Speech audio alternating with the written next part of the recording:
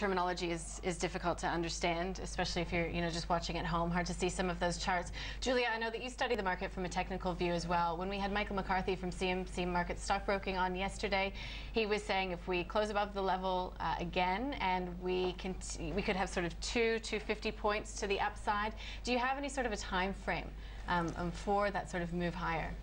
Things are looking pretty good for the Australian share market. As you mentioned, Nadine, timeframes are important, and that's because this move up has been quite a steep one. So I think a lot of people would be happy if we saw a bit of consolidation at these levels, given that the market is now looking overbought, and that's not surprising given the strength of the move that we've seen up now.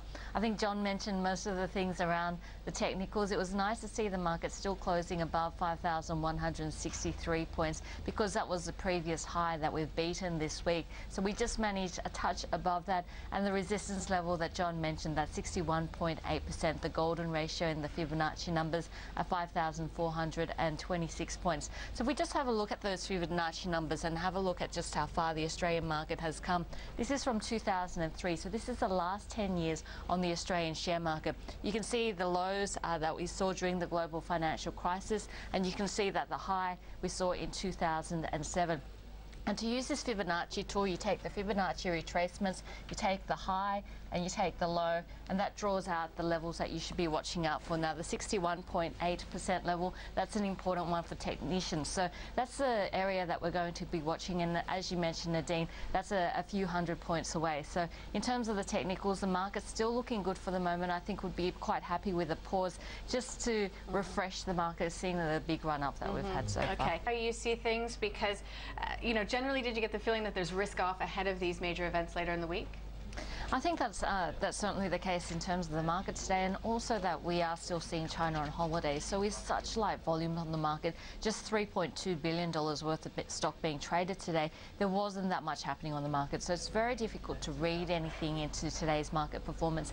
Yesterday we saw more than $5 billion being traded, but that was really boosted by end of month window dressing and activity going on. So today, an extremely quiet day. We have a look at the intraday graph of the ASX 200. This is what it looks like, and you can see that after the PMI numbers did come out of China, the manufacturing numbers, we did see the market trending down to the lows of the session and then virtually ignored it for the rest of the session. It was interesting to watch the Aussie dollar reaction. That was a little bit different, and if we have a look at the Aussie dollar, this is what it looks like. At 11 o'clock when those numbers came out, we actually saw a spike in the Aussie dollar, and then of course the rest of the session just a bit of consolidation before seeing a sell-off just in the last few hours. So it looks like there's some other things that the currency market is concentrating on. Certainly that event risk with both the FOMC meeting as well as the ECB meeting, certainly on the agenda of the currency markets over the next 24 hours, so watching that very closely. But in terms of the markets, not a huge reaction in terms of those China manufacturing numbers, and I guess the numbers were broadly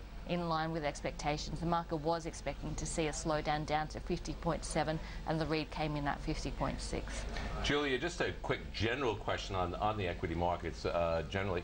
The global growth numbers are looking pretty weak right now. That we not only had weaker numbers out of the China PMI, but the South Korean trade numbers were also quite weak as well. How long can the equity market rally? And it's been a pretty strong one that we've seen continue, led by defensives. I mean, at what point are we going to have to see some signs that global growth is going to improve for this market to keep going on? John, that's an absolutely fantastic question, because as you mentioned, the global economic picture is not looking so good at the moment. If we have a look at manufacturing numbers from all the way in the US, we saw the Chicago manufacturing numbers and we saw a surprise contraction there. We've seen a slowdown in the numbers out of China, as well as a slowdown in the manufacturing numbers coming out of Europe as well. So that's all of a concern to the market. But I think the different thing about the rally in terms of the Australian share market is that it hasn't been led by the growth areas of the market. Those areas that are usually tied to global growth, the material sector and the energy sector, the industrial sector, these are the areas which usually carry the Australian share market forward. But this time round, it hasn't been those sectors that have been participating in the rally. It's been the defensive sectors, the banks, the telecom sector, the utility sector, these areas of the market which have been powering along the share market. And generally when we see weaker economic data coming out globally and macro headwinds, well, investors tend to go into the safe haven sectors. And those safe haven sectors are the very sectors that have been rallying. The telecom sector, the banks with the high yields, the property sector. And so it's a little bit of a conundrum at the moment. On one hand, yes, the market is seeing new highs for the year. And on the other hand, the global picture is softening off, but we haven't seen the materials, the energy sector having as big as impact on the market as it has in the past. So I think as the macro picture weakens off globally, investors will be still seeking those safe haven assets, and unfortunately there's a bit of a lack of safe haven assets at the moment. Even the safe haven assets aren't looking too safe because valuations are starting to look a little bit stretched, but high dividend yields do act as a bit of a buffer in terms of the market going down. That's because you receive dividends whether the share price is going up or down.